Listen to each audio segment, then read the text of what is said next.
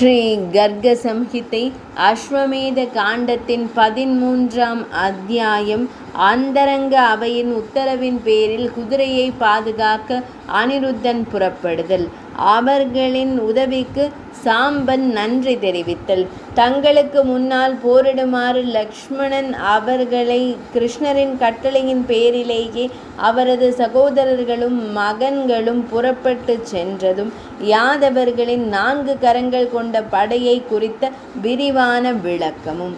ஸ்ரீ கர்காச்சாரியார் கூறுகிறார்: அரசனே, பிறகு குருமார்களை வணங்கிய பின் அனிருத்தன் அன்னை தேவகி, அன்னை ரோஹிணி தேவி, ருக்மிணி, சத்யபாமா மற்றும் ஸ்ரீஹரியின் மற்ற அனைத்து அன்புக்குரியவர்களிடமிருந்தும் கட்டளைகளை பெறுவதற்காக உள் பிரகாரத்திற்கு சென்றான்.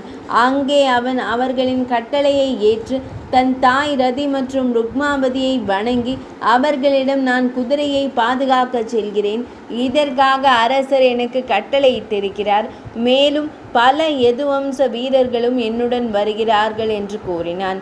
அரசே, அனிருத்தனின் வார்த்தைகளை கேட்டதும் அவனது தாய்மார்கள் அவனை அணைத்து கொண்டு விம்மிய குரலில் அவனை ஆசீர்வதித்து பிரத்யும்னனின் பக்தியுள்ள மகனை புறப்பட அனுமதித்தனர். தங்கள் தாய்மார்களை வணங்கிய பின்னர் அவன் தன் மனைவியரின் அரண்மனைகளுக்கு சென்றான். தங்கள் கணவர்கள் திரும்புவதைக் கண்ட உஷையும் மற்ற 3 மனைவியரும் அவனை மரியாதையுடன் வரவேற்றனர். ஆனால் பிரிவின் எண்ணம் அவர்கள் அனைவரையும் துயரத்தில் ஆழ்த்தியது. அனிருத்தன் அந்த அன்பு மனைவியருக்கு ஆறுதல் கூறிவிட்டு அரசவைக்கு திரும்பினான். ராஜேந்திரரே, பின்னர் முனிவர்கள் யாக குதிரையை பாதுகாப்பதற்காக பயணம் செய்யும் அனிருத்தனுக்காக மங்களகரமான மந்திரங்களை ஓதினர். பின்னர் அவர்கள் அனைவரும் மகரிஷிகள், குருக்கள், மகாராஜாவான அரசர் உக்ரசேனர், சுரசேனர், வாசுதேவர் மற்றும் பலராமர் தன் தந்தை பிரத்யும்னனையும் மற்ற வணக்கத்திற்குரிய யாதவர்களையும் வணங்கிய பின்னர் பகவான் ஸ்ரீ கிருஷ்ணரை நகர மக்கள் அனைவரும் வழிபட்டனர். மனிதர்களின் தலைவரான அவர் தன் வில்லையும் அம்பையும் எடுத்து கோதோ தோலால் ஆன கையுறைகளை அணிந்து கவசத்தையும் செவி அணிகளையும் சூடி பாத அணிகளையும் அணிந்து கொண்டார். சிங்கத்தை போல் வலிமை மிக்க வீரரான அனிருத்தன் தன் கேடயம், வாள், கிரீடம், கதாயுதம் ஆகியவற்றை எடுத்து தங்க ஆபரணங்களை அணிந்து கொண்டார். பின்னர் தேவேந்திரனால் வழங்கப்பட்ட ஒரு தெய்வீக தேரில் தன் நகரத்தை விட்டு புறப்பட்டார். இசை கருவிகளின் ஒலியோடும் வேத மந்திரங்களின் முழக்கத்தோடும் அனிருத்தன் மீது எல்லா பக்கங்களிலிருந்தும் மாலைகள் பொழியப்பட்டன. நகர மக்கள் அனைவரும் அவரது பயணத்தை கண்டுகளித்தனர். பின்னர் அவர் பகவான் ஸ்ரீ கிருஷ்ணச்சந்திரன், உத்தவர் போன்ற அமைச்சர்களையும் போஜ, பிருஷ்ணி, அந்தக, மது, சுரசேன மற்றும் தசரண வம்சங்களில் பிறந்த வீரர்களையும் அவருடன் செல்ல அனுப்பினார். பின்னர் அரசர் உக்ரசேனர் யதுவம்சத்தின் வீரர்களை நோக்கி, யாதவர்களே கூறுங்கள், போரில் அனிருத்தனுக்கு உதவ யார் செல்வார்கள் என்று கேட்டார். உக்ரசேன மன்னரின் இந்த வார்த்தைகளை கேட்டதும் ஜாம்பவதியின் மைந்தனான சாம்பன் அனைவர் முன்னிலையிலும் அரசரை வணங்கி இந்த வார்த்தைகளை கூறலானான். சாம்பன் கூறினான்: அரசரே, நான் மாபெரும் போரில் எப்போதும் ஆயுதம் ஏந்தி எதிரிகளிடமிருந்து அனிருத்தரை பாதுகாத்து உதவுவேன். போர்க்களத்தில் நான் அவர்களை பாதுகாக்க தவறினால், ஐயனே, அந்த நிலையில் சத்தியவான் எனக்கு அளித்த இந்த வாக்குறுதியை கேளுங்கள். யாகத்திற்கு தகுதியான தசமிவித்த ஏகாதசி விரதத்தை கடைபிடிப்பதன் மூலம் ஒருவன் அடையும் அதே பாதையை நான் நிச்சயமாக அடைய வேண்டும். இந்த பாதுகாப்பு பணியை என்னால் செய்ய முடியாவிட்டால் பசுக்களை கொல்பவர்கள் மற்றும் பிராமணர்களை கொல்பவர்களுக்கு ஏற்படும் அதே கதியை நானும் அடையட்டும். ஸ்ரீ கர்காச்சாரியார் கூறுகிறார்: இவ்வாறு கூறிய பின் சாம்பன் அங்கிருந்து அவர்கள் உள்முற்றத்திற்கு சென்றனர். அங்கே அவர் தனது தாய் ஜாம்பவதியை வணங்கி தனது நோக்கங்கள் அனைத்தையும் வேண்டினார். அவரது வார்த்தைகளை கேட்டதும் அந்த தாய் பிரிவை உணர்ந்து தன் மகனை மனதார ஏற்றுக்கொண்டு அவனை ஆசீர்வதித்தாள். பின்னர் எல்லா அன்னையரையும் வணங்கிய பின்னர் அவர் பலியின் இல்லத்திற்கு சென்றார். அவர்கள் வருவதைக் கண்டதும் சுபலட்சண லக்ஷ்மணன் அமர முடியாததால் ஏற்பட்ட வெளிநீரால் தொண்டை அடைத்திருந்ததால் எதுவும் கூறவில்லை. சாம்பன் அவனுக்கு ஆறுதல் கூறி தனது நோக்கத்தை தெரிவித்தான். இதை கேட்டதும் அவர் பிரிவின் பயத்தால் பீடிக்கப்பட்டு தன் கணவரிடம் கூறினாள். லக்ஷ்மணை கூறினாள், கணவரே, நீங்கள் எப்போதும் அனிருத்தரின் குதிரையை பாதுகாக்க வேண்டும். போருக்கான சந்தர்ப்பம் வரும்பொழுது நேருக்கு நேர் போரிடுங்கள். போர்க்களத்திலிருந்து ஒருபோதும் பின்வாங்காதீர்கள். உங்களுக்கு ஆயிரக்கணக்கான சகோதரர்கள் உள்ளனர்.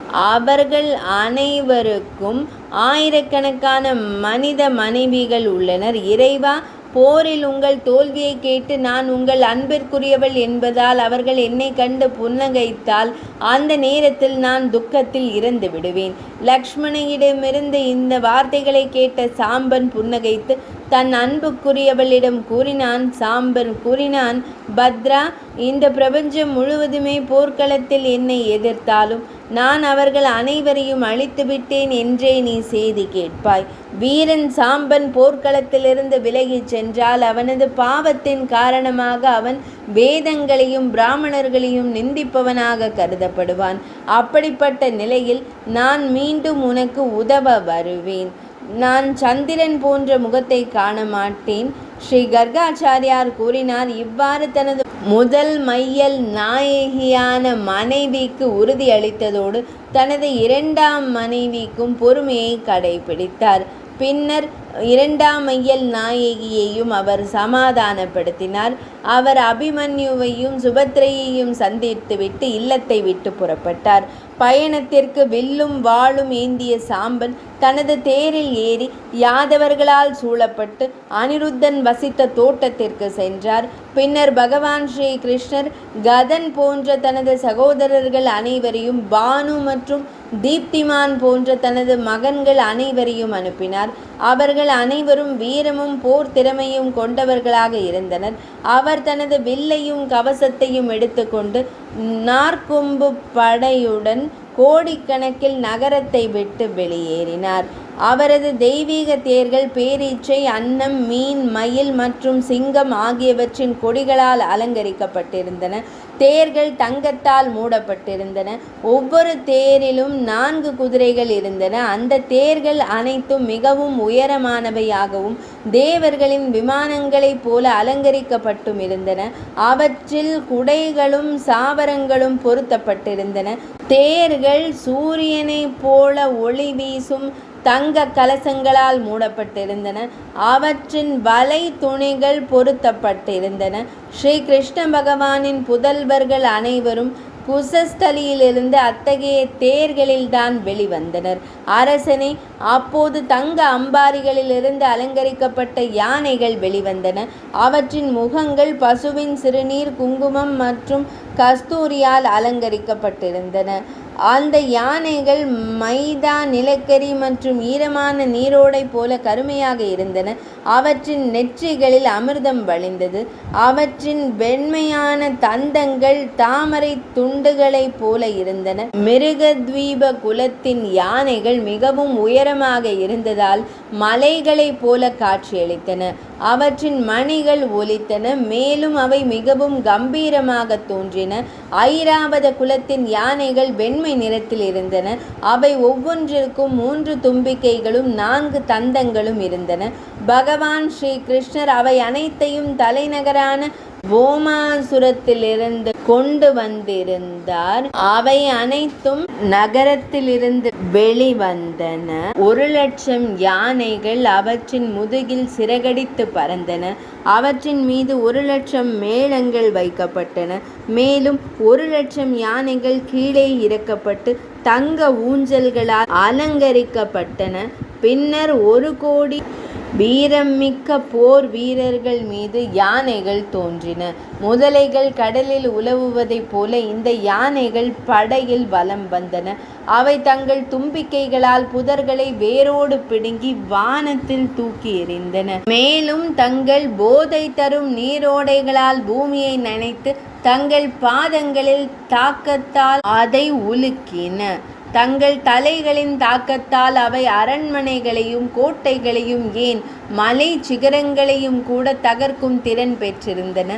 இந்த வலிமைமிக்க யானைகள் முழு எதிரி படைகளையும் நசுக்கும் திறன் பெற்றிருந்தன.